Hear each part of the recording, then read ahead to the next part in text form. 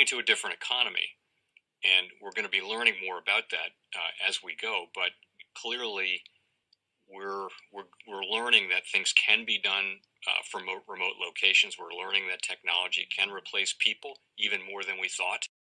We're not going back to the same economy. We're recovering, but to a different economy, and it'll be one that is more leveraged to technology. And I worry that that is going to make it even more difficult than it was for many workers.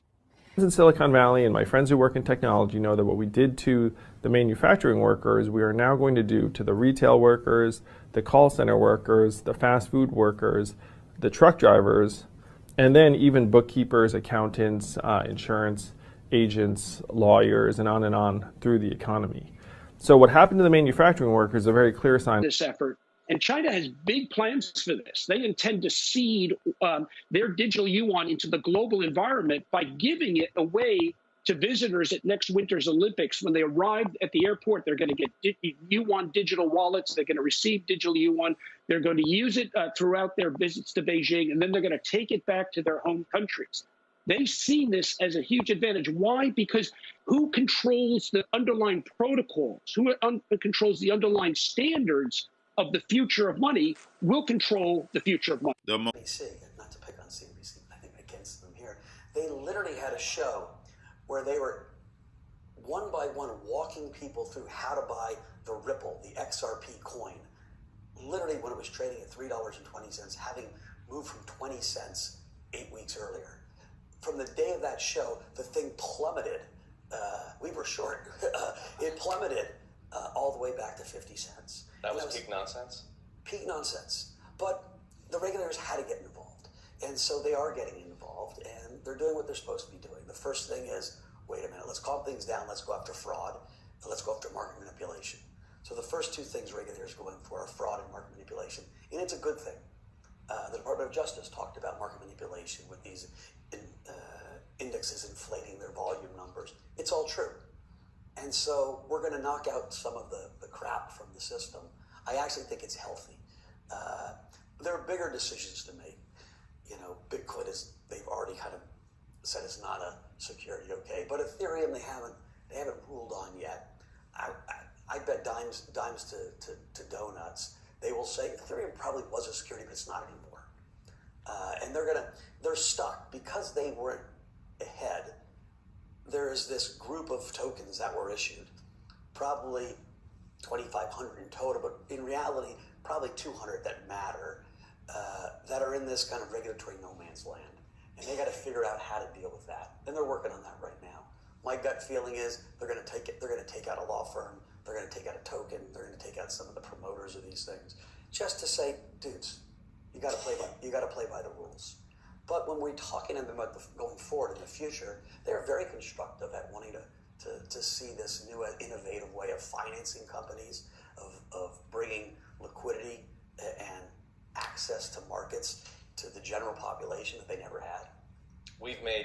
Let me just basically say how impressed I am with Ethereum, full stop, period. And that when I think about this as a regulator, I think of it almost analogized to email versus the internet. If Bitcoin is email, a one-trick pony, so to speak, but obviously revolutionary, Ethereum goes far beyond that. It's more like the internet. Welcome to the Cryptoteacher. And guys, I come back with that video just to make you think. And we have Mike Novogratz in the older video speaking of XRP and Ethereum. Now, we already know that Ethereum and Bitcoin have already been labeled as commodities. We know the government is already controlling Bitcoin and Ethereum, and then also Ripple and XRP. Every time we see Brad Garlinghouse, he's with the central banks. The Ripple case is all part of a movie to drag out regulation, because we know that Gary Gensler is the new Rodota chess piece. Now, we had the ex-head of the CFTC say that Ethereum was the internet. And we know DeFi is the new banking. But when you're speaking of trillions of dollars being invested, there's always going to be fraud, because who's included? That's right, the banks. We know cryptos is one of the most manipulated markets in history, And now the stock market has become one of the most manipulated markets in history because the Fed admitted they were buying stocks and then also using BlackRock to buy assets for them. This is what they admitted.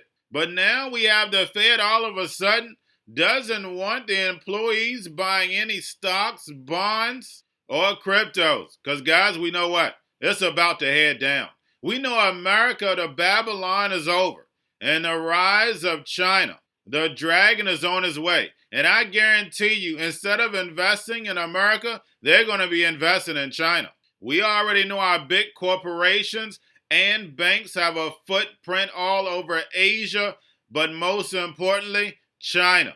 Because we know when it comes to the New World Order, it's all planned out. You have a wonderful day.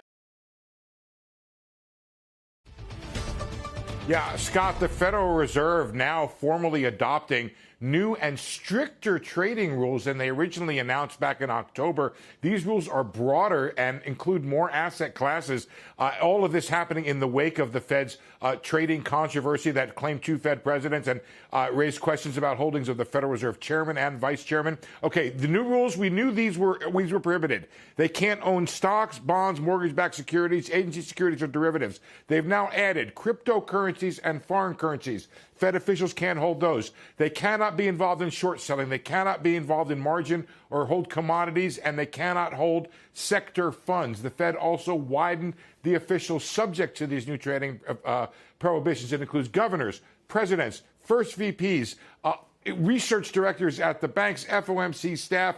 Other staff may yet be included in the future. They have 12 months to comply with these rules. They take effect May 1. The Fed officials are required to give 45 days notice before purchasing assets and disclose any asset changes within 30 days. So, Scott, this is pretty widening of the trading rules in the wake of those controversies that we've been reporting out, the Fed taking action and widening to stricter rules for the Federal Reserve. And then they went on even further, Steve, and they said in Congress people and senators, they can't trade stocks anymore because that's totally ridiculous. They didn't do that. They didn't. No, they didn't you are correct to say that this really does cast a spotlight on what Congress can and should be able to do. As you know, they're debating that now. The Fed, I think these are among the most strict trading rules of any government agencies. They said that they looked around the world and they looked within other agencies here to broaden out these rules from what they first decided to do in October.